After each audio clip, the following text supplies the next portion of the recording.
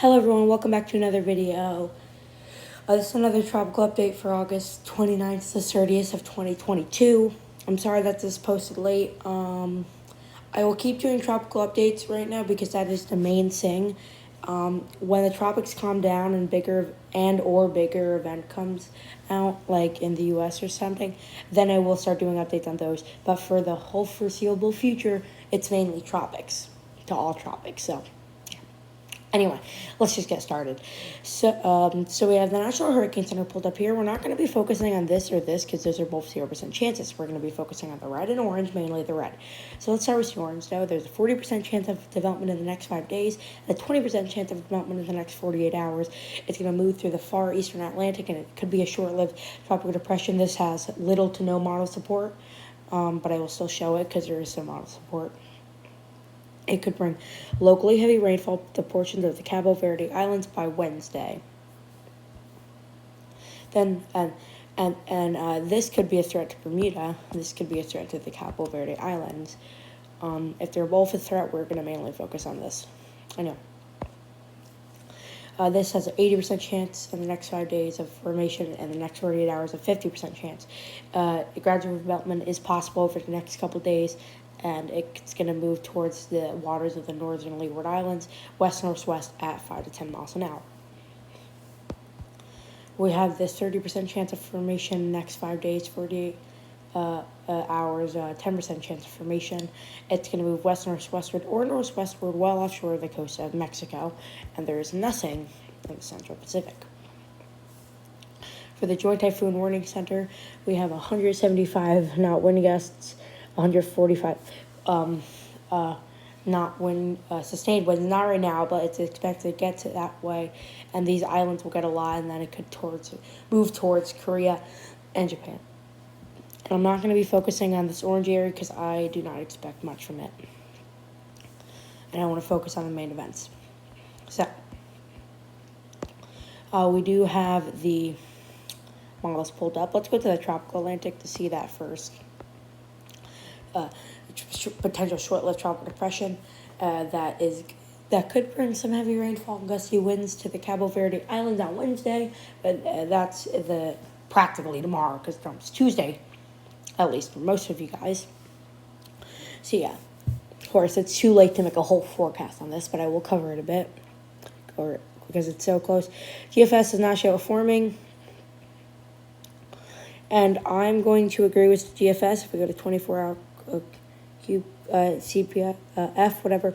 Most of the rain, there could be some rainfall and gusty winds by the Cabo Verde Islands, but I would agree with the GFS that most of it is going to stay off of the Cabo Verde Islands, and they won't really get much. Even in rainfall, they could get a little rainfall, but nothing flooding, not a lot of rainfall, so... nothing really for the Cabo Verde Islands, and then, of course, past that, there's nothing. So, yeah, Cabo Verde Islands, they could get some heavy rainfall, though. I agree with GFS that I do not see the Cabo Verde Islands getting anything, and at this point, I'm probably not going to cover it anymore, because by tomorrow, it's going to be passing near or above the Cabo Verde Islands, and we'll see what they get starting then, but it's really too late to make a full forecast on it, like I said earlier. Anyway, moving on from that, we have the high chance of development, so it moves up north, and it directs it to Bermuda at 961 millibars, and then it goes out to sea, and then we see something forming off, but I don't expect that. So it doesn't affect the Leeward Islands at all. If we look at the 10 and wind gusts, I'm going to look at the sustained winds. I don't do 850 MB for wind gusts. I don't feel like dealing with kilometers an hour. I know most of you don't. I know most of you know that by watching my videos, I use knots and miles per hour mostly. Sorry for stuttering there. But anyway, where do you see around up to 80, it seems, not sustained winds here in Bermuda for the 850 MB wind gusts, knots, thank goodness. It seems we can have over 100 knot wind gusts here in this model run. 24-hour QCPF.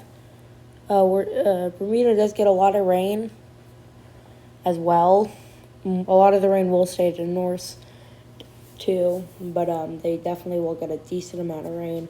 50 to 60 millimeters up to in this run, which would be around, I would say, 2 to 2.5 inches of rain, because every 25 millimeters is 1 inch.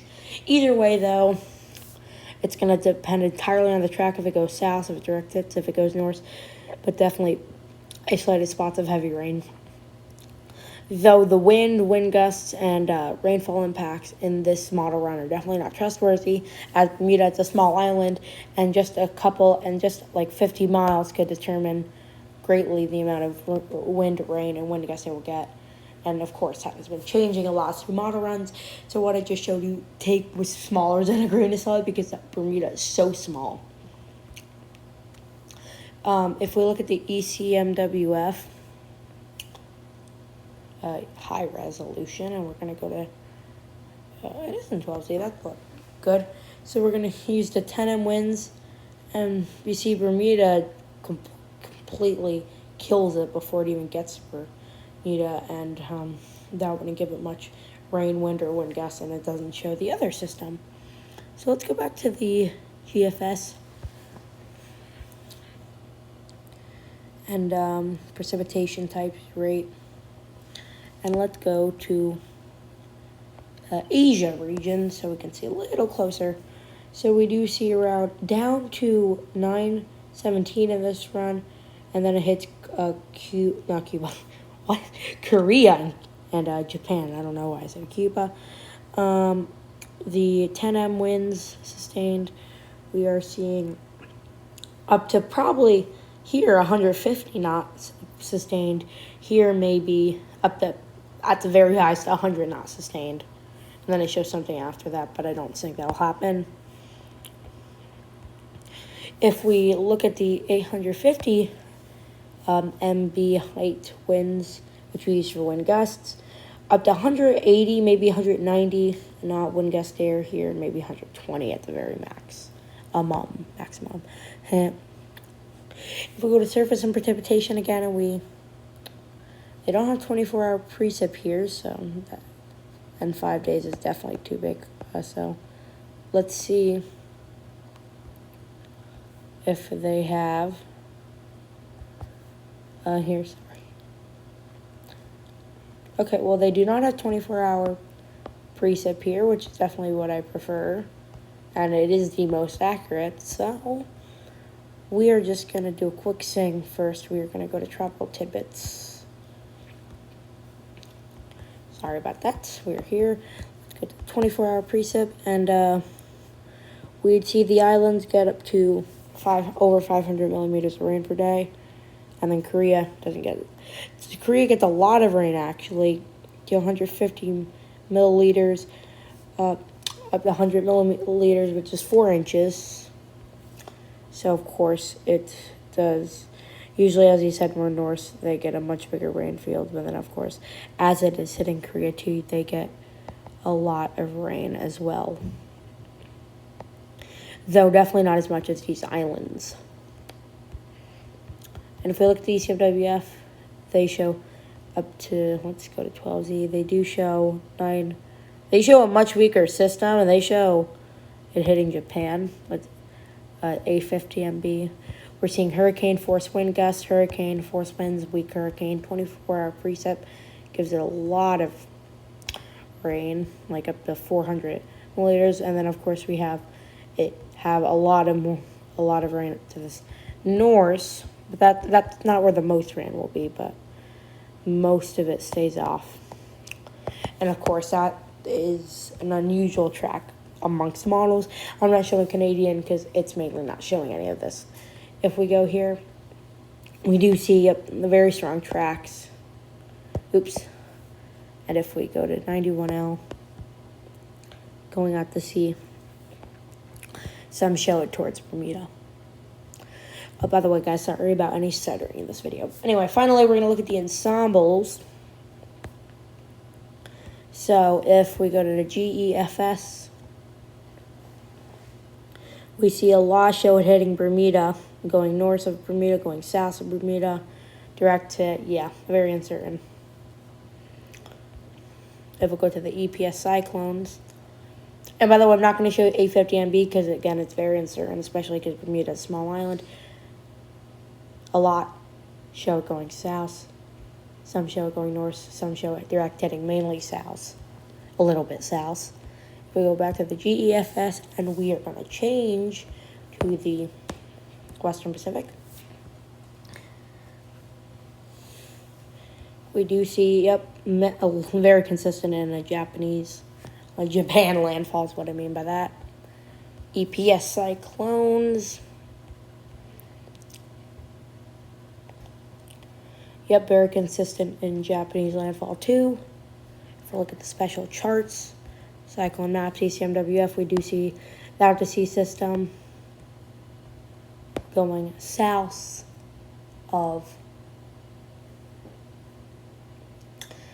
Bermuda, GFS, also near Bermuda, and it shows that Eastern Pacific system, which it's very uncertain, so I did not show it. KMA also shows these systems too. Korea, Japan, and stuff. Yukmet, near 2. Anyway, guys, I hope you enjoyed this video, and see you guys in the next one. Goodbye.